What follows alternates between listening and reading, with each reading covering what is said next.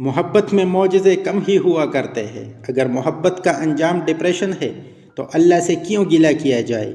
جب ہمیں سفر کے پہلے دن ہی کشتی میں سوراخ دیکھ کر اندازہ ہو جاتا ہے تو اس سفر کو آگے کیوں بڑھایا جائے؟ محبت میں معجزے بھی وہاں ہوا کرتے ہیں جہاں دل صاف ہوا کرتے ہیں۔ پتہ ہے کبھی کبھی ہمارے بہت زیادہ چاہت دوسرے انسان کے لیے گھٹن بن جاتی ہے۔ جب ہم کسی کو خود سے بڑھ کر چاہتے ہیں، ہر وقت اسی کو سوچتے رہتے ہیں اور ہر وقت اسی کو مؤثر ہوتے ہیں تو ہم اپنی اہمیت کو دیتے ہیں۔ انسان تنگ آ جاتا ہے کیونکہ محبت کا مان رکھنا ہر انسان کی بس کی بات نہیں ہوتی۔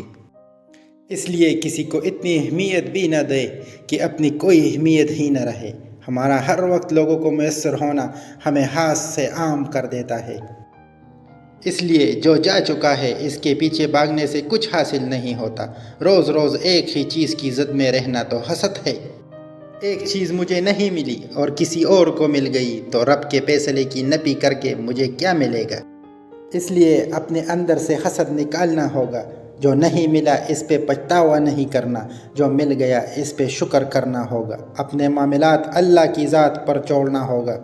زندگی خود بخود ٹھیک ہو جائے گی۔ کسی کے پیچھے بھاگنے سے صرف اپنے ہاتھ خالی رہ جاتے ہیں، چاہے وہ کوئی چیز ہو یا کوئی شخص۔ خود کو کسی لا حاصل چیز کی چاہ میں اپنے آپ کو اندر سے توڑا توڑا کر کے توڑنے والے کو کوئی نہیں سنبھال سکتا سوائے اللہ کے۔ اور پھر ایک وقت آتا ہے نہ محبت میں حیا آتی اور نہ ہی اس کی آرزو رہتی۔